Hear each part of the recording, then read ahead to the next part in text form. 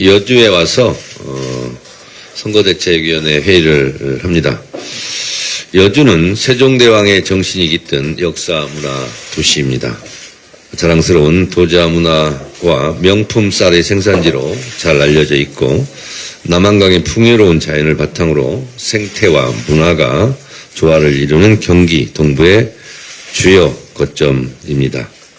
또 강원 충청이 맞닿아 있다는 점에서 전략적 가치가 매우 큰 지역입니다. 하지만 여주는 40년이 넘는 시간 각종 규제를 받으며 많은 제약을 감내해야 했습니다. 자연 보전 권역 지정을 비롯해 상수원 보호구역, 군사시설 보호구역 등 5개의 중첩 규제를 받으며 산업과 투자 유치에 큰 제약이 따랐고 그 과정에서 인구 유출과 고령화, 원도심 침체 등의 어려움도 깊어졌습니다. 지역이 가진 잠재력에 비해 여주는 충분한 발전 기회를 누리지 못했습니다. 이제 이것을 바꿔야 됩니다. 여주의 현실과 가능성에 딱 맞는 새로운 발전 전략을 실행에 옮길 때가 되었습니다. 저는 그 실현과 그 실천, 행동을 이끌 적임자가 바로 제 옆에 있는 박시선 여주시장 후보라고 생각합니다. 재선 여주시의원 출신인 박시선 후보는 여주의 변화를 이끌어갈 새로운 시선을 갖고 있습니다.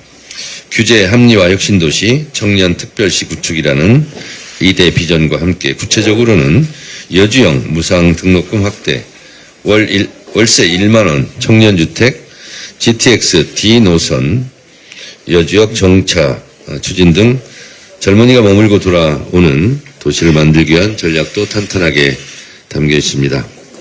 박시선의 시선으로 여주를 새롭게 디자인하겠습니다. 여러분, 이재명 정부 출범 후 여주 수건사업이었던 간암 반도체 산업단지 조성이 본격 시작되지 않았습니까? 이재명 정부는 말이 아니라 성과로 증명하는 정부입니다. 제 옆에는 두말할 나이 없이 설명이 필요 없는 추미애 경기지사 후보도 옆에 계십니다. 나라를 구할 추다르크, 이제 경기도를 발전시키러 경기도지사 후보에 나왔습니다.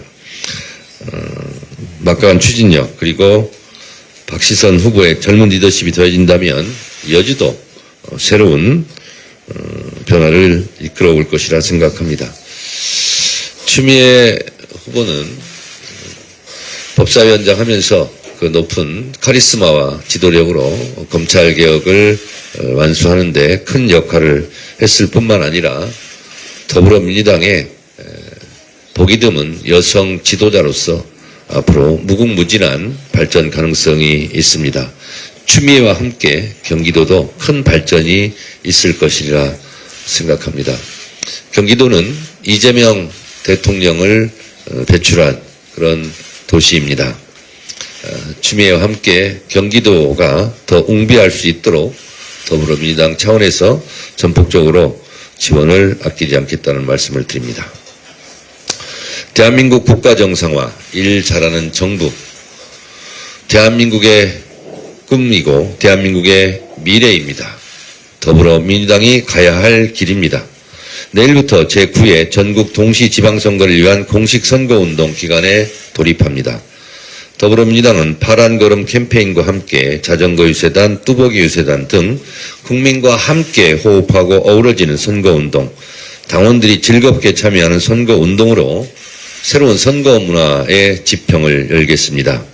이를 위해 파란 걸음 운동본부에서는 후보자들의 걸음수와 탄소 절감량 등을 실시간으로 공유하는 파란 수첩을 출시하여 각종 지침과 공지도 공유하는 등 이미 두루 활용하고 있습니다.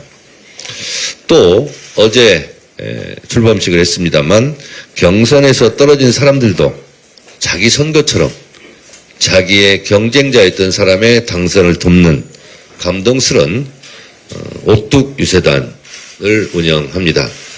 박주민 의원을 단장으로 각 광역별로 단장을 어제 임명을 했습니다. 버스 랩핑까지 했습니다. 제가 그러고 보니까 우리 추미애 후보님, 평화철도 111, 그때도 제가 역장 모자 쓰고, 그리고 버스 타고 전국을 누볐던 기억이 있습니다. 제가 더 컷 유세단도 했었고, 평화철도 111 유세단도 했었는데, 그때 추미애 후보께서 대표해 주셨잖아요. 그래서 저한테 그 소임을 맡겨서 전국을 다녔던 기억이 납니다. 박주민 오뚝 유세단 단장도 잘 해주실 것이라 믿습니다. 국민의힘 송원석 대표의 발언으로 광주뿐만 아니라 전 국민의 분노가 들끓고 있습니다. 저는 눈을 비볐습니다. 이게 사실일까? 사실은 5.18 46주년 기념식에 오고 나서 기사를 봤는데 저는 5.18 때 그 5.18 광장이 굉장히 뜨거웠거든요. 그래서 저는 더워서 안 간다 이렇게 봤어요. 처음에는. 근데 그게 아니었더라고요. 참 어떻게 저런 말을 할 수 있었을까 그런 생각이 좀 들었습니다. 그래서 제가 이 기사가 사실이라면 정말 비정한 사람들이다 이렇게 페이스북에 포스팅을 했었는데 그 이후에 또 해명이 더 사람들의 분노를 더 들끓게 했던 것 같습니다. 서러워서라고 했다. 그런데 어제 MBC 보도에 따르면 기자들이 이제 받아 쓰지 않습니까? 거기에도 더러워서라고 돼 있고 음성 녹음 파일에도 서러워서라는 말은 안 들린다는 거예요. 어제 MBC가 확정적으로 그렇게 보도를 했습니다. 그렇다면 법적 조치 운운하던데 실제로 법적 조치를 하든가 아니면 사과를 하든가 둘 중에 하나는 해야 되지 않겠습니까? 답변을 기다립니다. 또 하나 천인 공노할 일이 벌어졌습니다. 5.18 마케팅을 한다면서 스타벅스에서 탱크데이 책상에 탁 어떻게 이런 발상을 할 수 있었을까?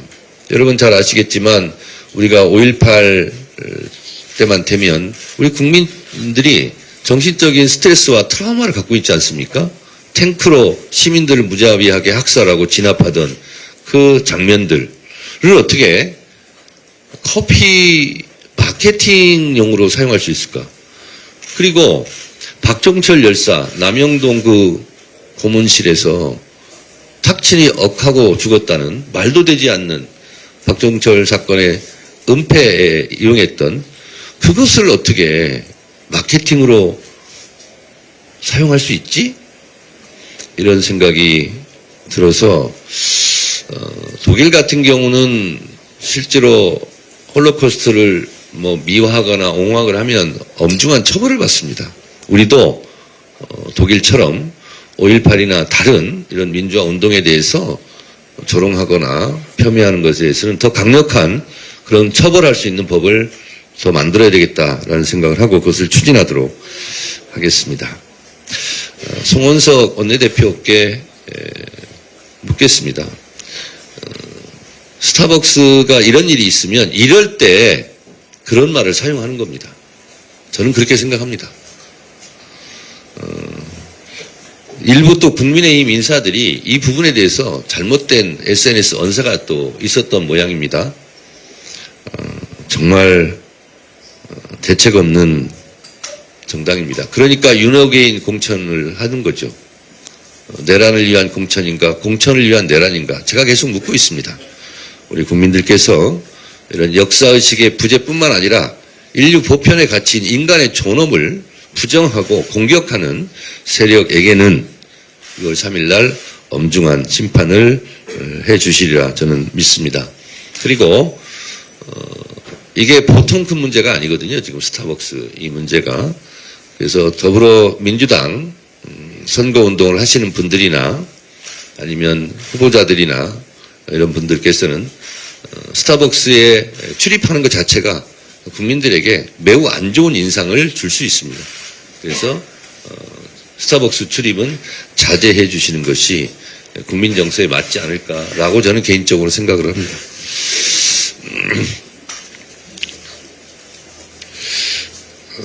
이재명 정부 들어서 6번째 한일 정상회담이